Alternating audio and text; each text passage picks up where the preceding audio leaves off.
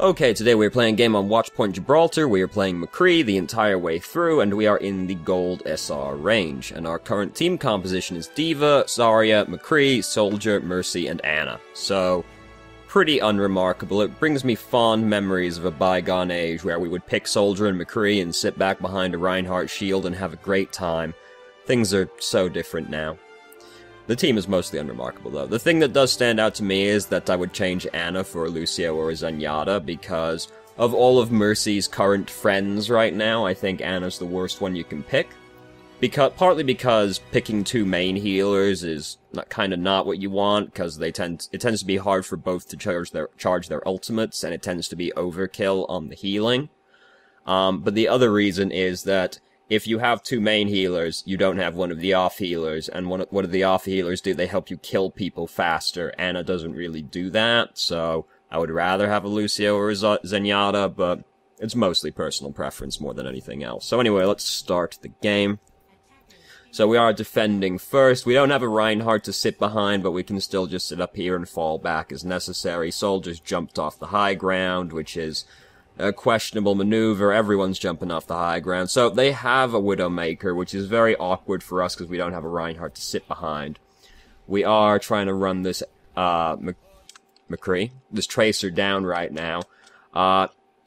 We are sort of walking into the person that we're shooting at. If YouTube would be so kind, because we keep following her down the staircase, and then when she recalls back up again after taking damage, we're too far away to actually throw the flashbang at her. You don't really want to be walking into the people that you're shooting at as McCree, unless you're planning to try and flashbang somebody, but Tracer can just... It's a little telegraphed for a Tracer, you know. Better off kind of just sitting back and trying to shoot her, and then if she comes close to you, you can throw the flashbang at her. Because if you're walking at the Tracer, it's just really telegraphed what you're trying to do.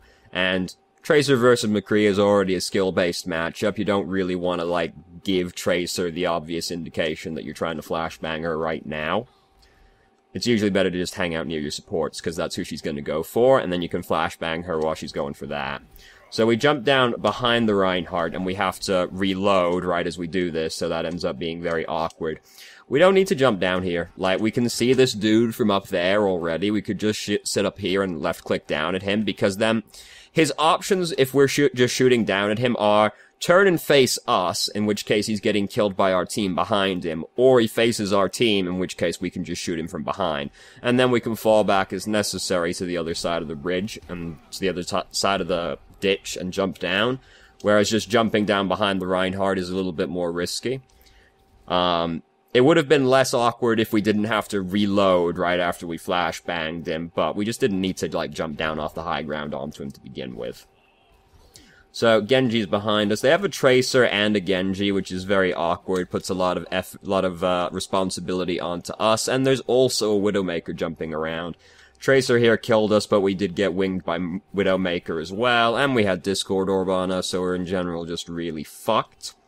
But also we are just kind of hanging out in the middle of the open, which we don't really want to do either, because right now, don't forget they have a Widowmaker as well, so we have to respect Widowmaker's line of sight, just generally speaking right now. We're kind of just standing in the middle of the road, which is far away from cover on either side of us, and we're standing out in full view of the Widowmaker.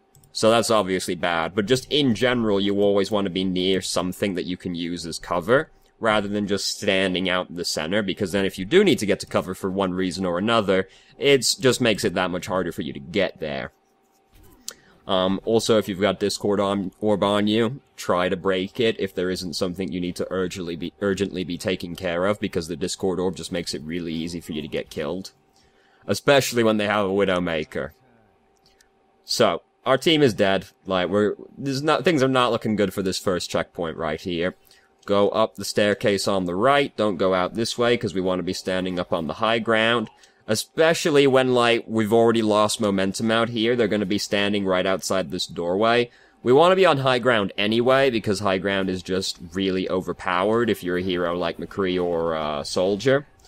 But also, they're gonna all be down here, so coming out this door is really scary, and we want to avoid it. If we go up on the high ground, we don't die here, because we don't get hit by this Earth Shatter. We still lose the checkpoint regardless, because the rest of our team was still going to get hit by it, of course, but we want to be on the high ground. If we have any opportunity to be up on the high ground, we should take it. Sometimes the high ground can be a little bit too far away for McCree because he does have fall-off damage, but if the map allows us to do so, we would like to be standing on the high ground. So here's Mercy. We don't end up killing the Mercy. I, in general, try not to talk about aim because I don't think remarking on people's aim is terribly helpful. Because aim better isn't helpful advice, but something about the way that, like, you control the camera just strikes me as being really odd. It seems like there's, like, mouse smoothing or mouse acceleration, because something about it just seems very unnatural to me. I couldn't quite put my finger on it. Here we don't react quite in time. I think we actually got hung up on the geometry behind us, and we didn't get away from the pulse bomb in time. We'll see from her perspective. No, looks like we kind of just stopped moving. Didn't react in time to the pulse bomb. Something about it is just, like, really, like, unnaturally smooth. And, like, once I had noticed this, I was starting to really focus on it, and I got, like, kinda motion sick watching it, because it's just, like, really unnatural to me for some reason. Not sure if there's, like, mouse smoothing or acceleration or something going on. It just stood out as being really odd. So we have jumped off the high ground, which we don't really want to do, because we'd like to be up on the high ground, especially since we're about to use Deadeye. Like, if we're on the high ground right now, we get to just use Deadeye, and then maybe this fight goes completely differently, because we wouldn't have got hit by that. And if we're up there, it's kind of hard for them to stop our Deadeye, unless we kill ourselves on Genji or Widowmaker manages to kill us quickly. Neither of which is super consistent. Deadeye is slightly more consistent than that. And just in general, we want to be on high ground. So here, we shouldn't be here. Like, we were gonna lose this checkpoint, so we should have already been going up the ridge to the side, or if we think we've still got the option of holding on to this, like, once we get to this point right here, just jump off the edge of the map, because you're gonna die over here. There's, like, no way you get out of this situation with your life. And all that happens is we drag it out super long. We kill this Widowmaker, so that's, like, great and all, but, like, what are we gonna do? We just end up dying. Spoiler warning. So all that actually happened was it took us, like, 20 extra seconds to get back to our team, because we've been over in this position where we can't be productive for a while, and then we died after doing that for, like, 20 seconds. So it's just meant our team has been playing, like, 5v6 for a really long time. Well, 5v5, I suppose. Seeing as Widowmaker was, like, playing with us as well. Like, we want to just regroup with our team quicker so that we can actually be contributing to our team rather than off, like, doing our own thing over there. So, now we're gonna come up here, and initially I thought we were gonna come up here and use Deadeye, especially since, like, Mercy is using her ultimate, but then, like, we go all the way up there and then we just jump back down again immediately afterwards.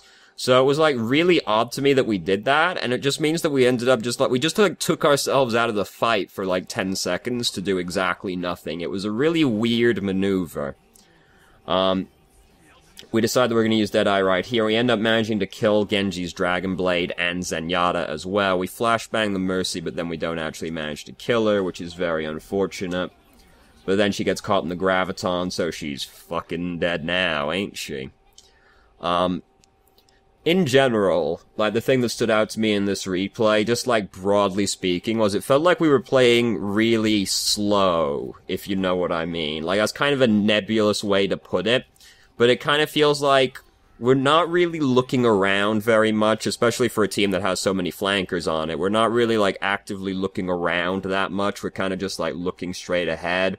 And we don't really, like, move around that much. Like, we're moving around, but we're not really, there's no purpose to it, really. Don't, like, fan the hammer at somebody who isn't stunned, because it's just going to end up being a complete waste of time.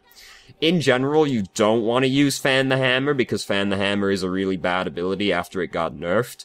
I would only advise using it after you've stunned, like, a Tracer or a Genji who is literally right next to you. Because then you can just, like, fan the hammer into them, and that's more consistent than headshotting them. But fan the hammer is a really bad ability to use in almost every situation now. Which is a far cry from how it used to be, where I was just like, yeah, McCree is all about fan the hammer. because it used to do 420 damage, if you can believe it. There was also a point in time where McCree had no fall-off damage, if you can believe that as well. So there was a point in beta where he had both of these things. No fall-off damage and Fan the Hammer did 420 damage, so he was just, like, ridiculously overpowered. Then they gave him fall-off damage, but they didn't nerf Fan the Hammer, so then the game came out. And McCree was just entirely based around Fan the Hammer because it was just like, I kill fucking anything I touch. If I flashbang a tank, I kill the tank. Like, it was ridiculous. And then they were like, okay, this is stupid, let's nerf that, and then they removed the fall-off damage again. So then McCree still maintained being really overpowered, which he had been this entire time still. He was still really overpowered because now his fucking revolver could act like a sniper rifle. He could duel a fucking Widowmaker because he had no fall-off damage. It was stupid. And then they nerfed that, and now we actually end up with the McCree we have. He was a problem for, like, 6 months of the game's release because they were just, like, really slow to deal with this issue. Which is also why we can look forward to just, like, 6 months of Mercy being ridiculous, and then eventually they'll be like, okay, we took Rez out of the game like we should have done, like, a year ago, but, you know. Long-winded tangent that didn't really have any purpose, but, you know, just evidence that, no, Blizzard never knew what they were doing, actually. You know. So, Flashbang Pulse Bomb got chucked at us. It only killed Hanzo, so who cares? Tracer's not going to use Valkyrie. Mercy's going to use Valkyrie and res both people.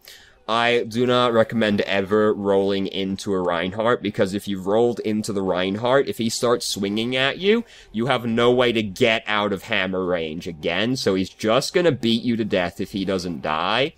I would not recommend ever rolling into a Reinhardt unless, like, you know you're going to kill him, like, within seconds. Like, he's backing up with, like, 20 hit points. Then okay, but no other time. So we got like a lot of flankers on their team. Here Genji dashes past us. We try to ignore him because we want to kill the Mercy with this, obviously, as you do with Deadeye. You gotta turn around and just try and kill the Genji with it instead. Because if you don't, the Genji's just gonna kill you, and you're gonna do nothing. It ends up being a joint effort, but like, you gotta turn and face the Genji instead. I've been in that exact position where I've started using it and been like, fuck, Genji's behind me now. You gotta turn and kill the Genji. Because if you don't, you're just gonna die and the Deadeye's gonna do nothing. Better the Deadeye kills somebody. Then there's like, well, what if he starts reflecting when I turn around? Yeah, you just kind of have to like make your own judgment on that, whether or not you think he has reflect at the time, but like, you have to worry about him, is the moral of the story. So here we play this, like, really scared, because Genji's using Dragon Blade now. And that's understandably scary. You're playing McCree, though. You're one of the only people that can stop Genji when he's using Dragon Blade. So even though it's scary, like, you know where he's gonna go, right? He's gonna go right for the supports. Probably the Mercy, because she's the only one we have right now. But you know where he's gonna go. You gotta just, like, go up next to the Mercy and just, like, try and flashbang him. Because if you don't, Mercy's probably gonna die, and then you're gonna lose the fight. Even though it's scary, you gotta try and just, like, put on your big boy pants and be like, I'm gonna kill this Genji, goddammit, and if I don't, we're all gonna die. We don't kill him, he kills the Mercy, it's terrible. They don't actually get this to the end of the checkpoint, if you can believe it anyway, even though, like, this fight is going really badly for us, like, really, really badly. They actually don't get it to the end of the checkpoint. You gotta do it, even though it's scary. You gotta try and stop the Genji from killing the Mercy. So we headshot the Tracer, which forced the recall out of her, which is good. We just kind of like chuck it at her right here. There's like no way she stays in that position. Like, I would wait until after because she's gonna blink right after doing that. There's no way she just hangs out there in the middle of, and just out in the open next to our team for no reason. I'd wait to see where she blinks and then try to get her after that. Because, like, there's no way she stays there. Either way, though, by that point, we basically won the fight amazingly. So, basically, because our Genji also had Dragon Blade, and it kind of, like, evened it out until we got back. So, now we're up here on the high ground. This is not the best high ground to stand on. The best high ground to stand on is over here, because it's, like, really obnoxious to get up there. They've got, like, a Genji, he can get up here okay, but we're playing McCree, we're not scared of Genji, right? We're a little scared of Genji, but we're not scared of Genji, because we can fight a flanker. And it's just like, it's really hard to get up here, because there's only one way up there, and you can just threaten this entire area. Whereas if we're over here, there's, like, this line of sight that we can't see, right? Which is kind of a big deal. We're also further away, which is not helpful for McCree, because he has fall-off damage. Soldier kind of benefits from being up here a little bit more, because it's further away, which is more soldier speed.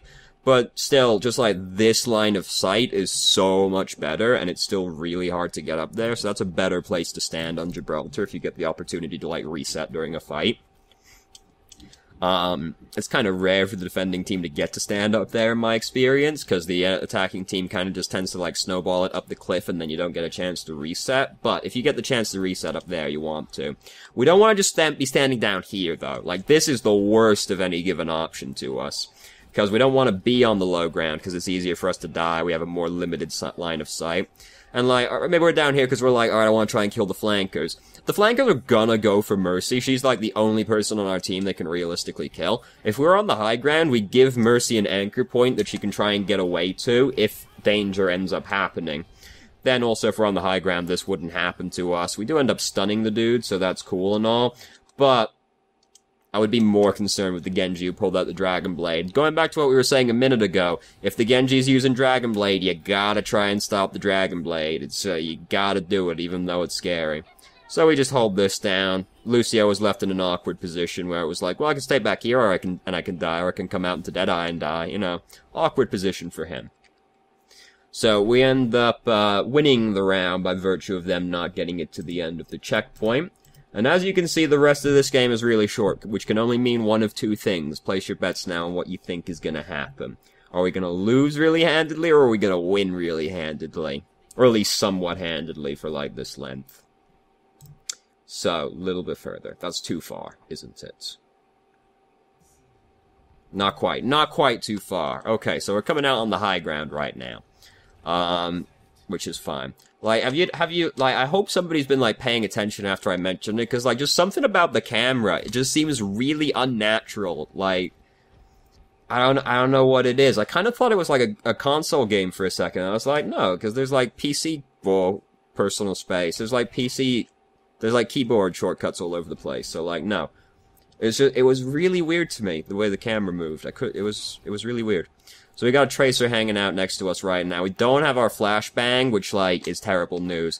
Like, here's the thing with, like, as you get higher as McCree, here's what you're gonna find happens. If you fail to flashbang a Tracer, you die. Because at that point, you're not threatening anymore to the Tracer. She is just gonna come up on you, be like, can't stun me now, bitch, and she's just gonna bore straight through you. So, that's gonna be an issue. If there's a Tracer on the enemy team, be, like, really careful about how you use your flashbang. Like, right now, we just failed our flashbang. If the Tracer's better and she's paying attention, she just comes out this doorway and is like, I'm not scared of you anymore, and just one-clips you, basically. It's very sad, so just something to be, when there's a Tracer on the enemy team, be careful about how you use your flashbang, because if you waste it or miss it, so that Tracer is gonna kill you, provided she, like, knows what's up. And we should assume the enemy team knows what's up until they've shown us otherwise. So, in goes the tire, only kills their Junkrat because their Roadhog just took a breather. Didn't quite manage to catch the Mercy before she disappeared in here. Now we're getting pushed in here by Whole Hog, so it got very awkward very quickly. Their Junkrat's using his tire. Most of his team is dead at this point, so it's, like, not ever really gonna be a thing. Here we use a flashbang for basically no reason, because we don't need it to kill the Roadhog right now, unless he starts taking a breather, in which case we want to interrupt that with it. Like, from that position, we didn't need to use it on the Roadhog. He wasn't taking a breather, he's nearly dead, you shouldn't need to stun a Roadhog to hit him. So, didn't need to use the flashbang, that means we now don't have it to use on the Tracer, which ends up not mattering, but it easily can matter. The only reason you would need to use it on the Roadhog in that position if he starts taking a breather, because then you do want to stop that, because otherwise he's just going to get away, which would be really sad. So we've almost got Deadeye. We've actually got Deadeye now because we got a headshot kill. Here's Junkrat. Their Tracer's behind us still. We did know their Tracer never died, so we should have been more vigilant of that. It's like going back to, like, we don't spend much time, like, looking around for things, right? Like, when I'm playing a game, it doesn't really matter who I'm playing. I'm always just, like, spastically spinning my mouse around. Like, where are they? Where are the flankers? There's flankers somewhere, goddammit. Because there always is. So we get the opportunity to come back around here, and we end up killing Mercy with Deadeye. We only kill the Mercy, but that's definitely worth it to kill the Mercy out of Valkyrie. So now they're basically fucked. We use our flashbang to stop his take a breather this time, so that's fine. And they're like all dead by this point, so it's like, it's pretty much over for them. So we get the first checkpoint. So now the ending of this game has kind of been spoiled because, yeah, there's not enough time left for it to really stall out on this point as well. Unless this replay ends, like, exactly at the point the game ends. Yeah, we get it to the end. It's pretty sick. So, we're going off pretty far right now. Like, McCree, you don't really want to go super ahead of the payload when you're pushing it, because McCree is not good up on the front line. Like, he's not good as a front line, because he is an immobile champion who kind of benefits from being further away. And you want to be in a position where you can protect your backline, because that's like, all heroes like have a secondary objective that they're trying to fulfill. Because obviously your main objective is kill the enemy team and capture the point. Every hero has like a secondary objective. McCree's secondary objective is protect your backline. So you also don't want to go off like super far ahead of the payload as McCree, because your backline's probably going to be back with the payload, because that's where the supports are going to be hanging out, probably. So you want to be back there so you can protect them. Roadhog started using Whole Hog, and then it got taken away from him, which is really sad with how it works now. It's really sad where, like, if you fuck up using Earth Shatter and you die before you hit the ground, that used to be, you die before you actually hammer down. That used to be a benefit, actually, because it probably meant you were doing it at a bad time and you'd get it refunded. Now, you push Q, it's gone. Oh, that feels really bad now. Yet another reason to feel sad if you're playing Reinhardt. As if we didn't have enough already. So, we've kind of been farming their tanks for a while at this point, so we've got Deadeye back up again. Zarya has Graviton. Deadeye plus Graviton is an okay combo. So, it's not quite Graviton Pulse Bomb, but what is?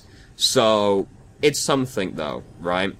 So we kind of want to try and angle it with that if at all possible. Here we are, like, making this really easy for Orisa because we're just, like, moving back in, like, a straight line the entire time. And then we, like, jump as we're going back, but that doesn't actually make you harder to hit if you're only moving in one direction. And, like, jumping around a lot of times actually makes it easier for them to hit you, because once you jump, you're locked into the arc. So if the person is paying attention and you're jumping around a lot, it actually makes you more predictable the more times you jump. I'm not saying never jump, but if you just, like, keep bouncing around, it slowly makes you more predictable as you do it. But, like, we just slowly trek back, like, this entire way, and it makes it really easy for it to hit us. Like, we want to try and mix up our direction a little bit so that it's harder for her to hit us. And just as a general thing, if you're dueling, there's, like, a tendency for somebody to be like, boing, boing, boing, boing, boing, boing, boing, boing, boing. Like, don't do that. That doesn't actually make it harder to hit you. It's better to just, like, spaz out back and forth on the, like, not on the spot. That's the wrong way of putting that. You want to spaz back and forth just, like, a couple of feet. This is like if you're dueling, like, a precision-based hero. Like, you're dueling another McCree, a Soldier, a Widowmaker, whatever. You're dueling someone like that. Just, like, back and forth a few times, and then, like, crouch and uncrouch.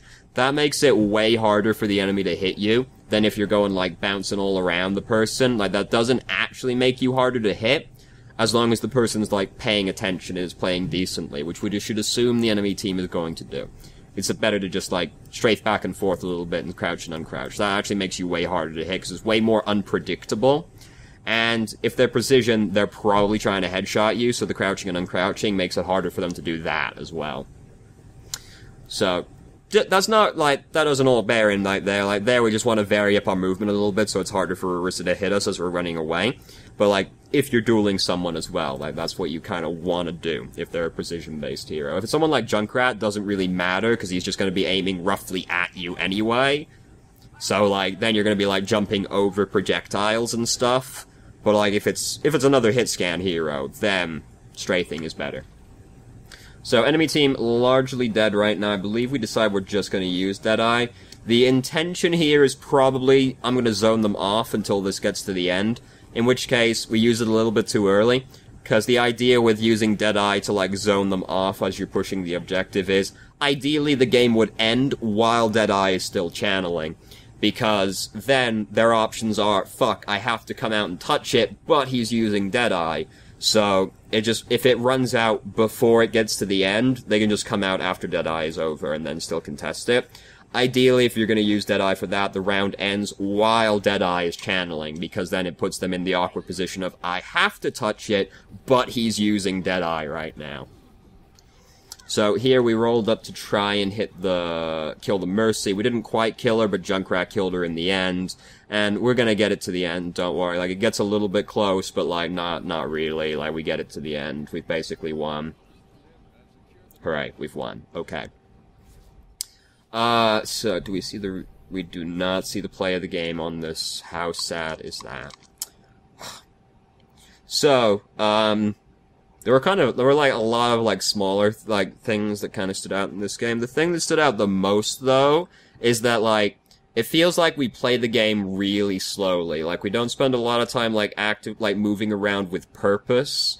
We're just kind of like ambling around doesn't seem like a clear objective in mind, and we don't spend much time like looking around, even though our job is to like keep tabs on where flankers are and like protect backline. Like, we should be looking around like more to like keep an eye on sides and things like that. It just feels like we play the game really slowly, which is kind of a nebulous way of putting it, but hopefully you know what I mean. That was like the biggest thing that stood out. And then there were all the smaller things that we pointed out over time. Positioning was the other biggest thing. It's like, if you can stand on the high ground, go stand on the high ground. And, if you're attacking, it's payload, try not to get, like, way ahead of the payload as McCree, because McCree is better at standing on the payload than, like, going off and being the front line, because McCree is not a good frontline fighter. So, thank you very much for watching if you did. If you have any questions, feel free to ask. I'm more than happy to answer, and I hope you found the video helpful.